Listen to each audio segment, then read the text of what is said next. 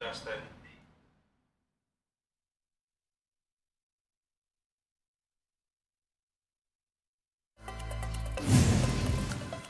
Philippine troops managed to complete a new resupply mission to Ayungin Shoal on Friday, but not before getting blocked and subjected to dangerous maneuvers by the Chinese Coast Guard.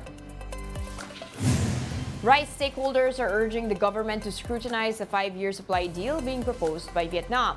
Groups fear it could subject the Philippines to volumes and price levels that would prove unfavorable in the future.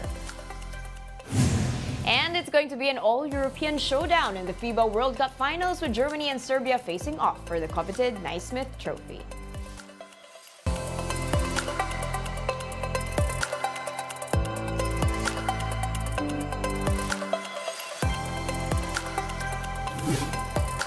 Fast, focused, and fearless, here's everything you need to know as you jumpstart this weekend. I'm Danny Laurel.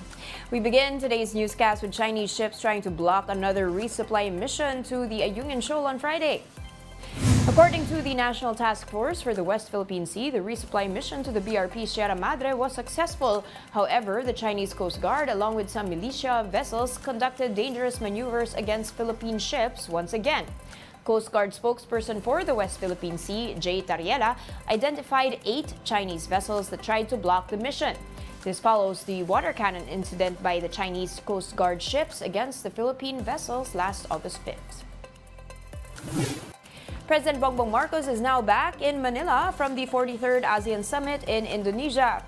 Aside from raising maritime and other concerns in that summit, President Marcos brought home the following. An offer from Vietnam for a 5-year rice export deal, which, if it comes into fruition, would be a big help to the country's supply. Indonesian firms have also pledged $22 million in investments for the Philippines in areas of animal health and technology. Under these commitments, the Philippines could have access to bird flu vaccines and set up additional digital infrastructure. The Philippines also signed a free trade agreement with South Korea, which had been in the works since August. The FTA will strengthen our bilateral trade and investment relations with the Republic of Korea, especially as it generates jobs and contributes to the Philippines' value proposition as an ideal regional hub for smart and sustainable investments. The president also met with Australian Prime Minister Anthony Albanese in Malacanang. The two signed a strategic partnership agreement, which is a step up from where it was previously and would involve annual meetings between defense ministers. Australia will also provide new work and holiday visas and more scholarship opportunities for Filipinos. The land down under is also providing the Philippines with a $4 million grant for soil research. Meanwhile, stakeholders are raising concerns about Vietnam's proposed rice pact. Agricultural groups urge the government to carefully review the terms of the agreement before accepting it. They said there must be clarifications on the pricing, volume, and tariff rates to protect the local rice sector. Some groups suggest diversifying rice sources in case production problems arise in Vietnam. They also emphasize the importance of boosting domestic rice production and addressing climate-related challenges like the El Nino. We'll be back with more stories after the break. Keep it here on One News.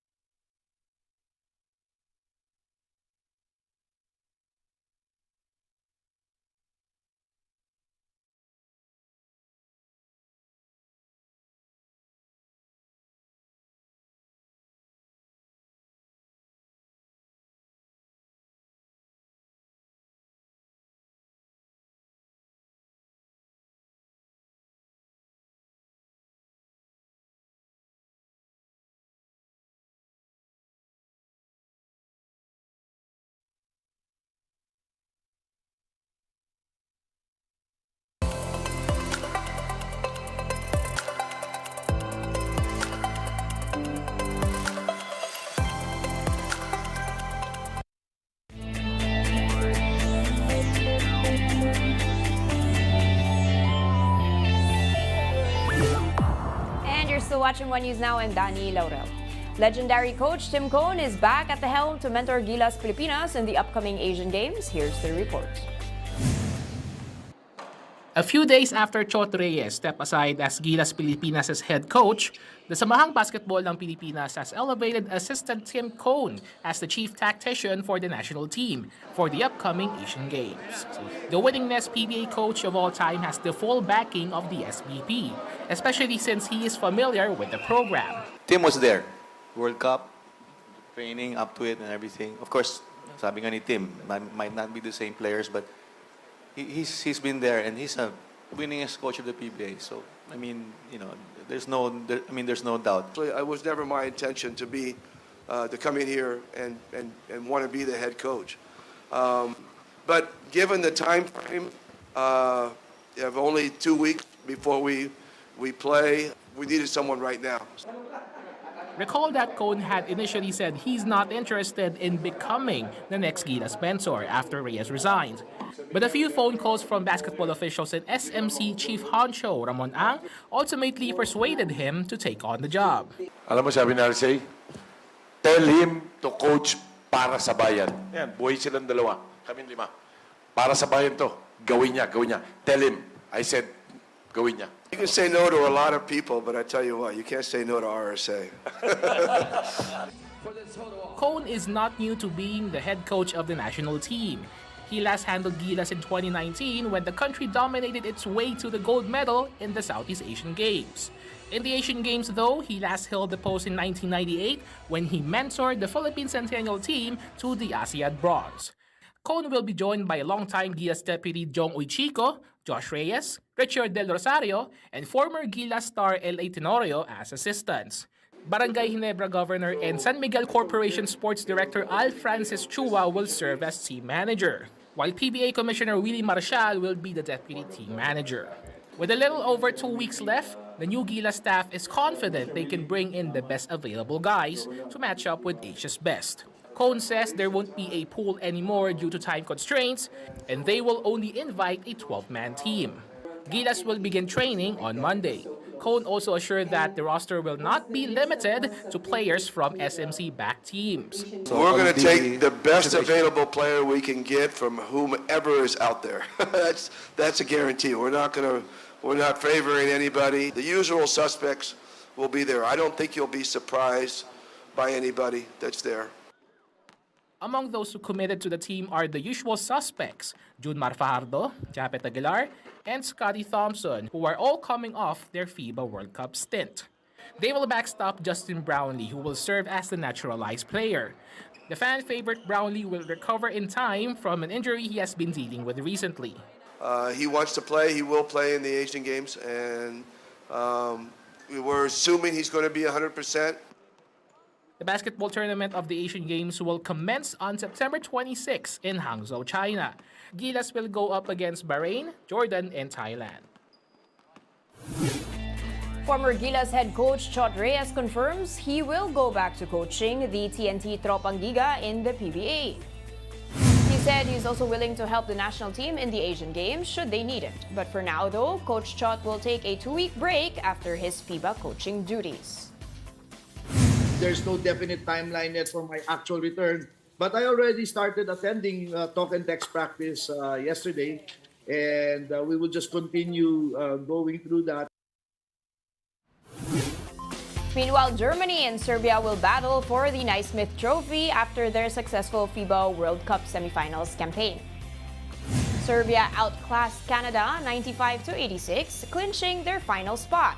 The Canadians struggled to contain the Serbians' fluid offensive game, particularly in the second half.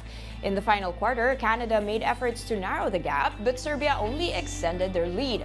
Serbia also dominated the rebounding battle, out-rebounding Canada 33-22, and showcased superiority both inside and outside the paint.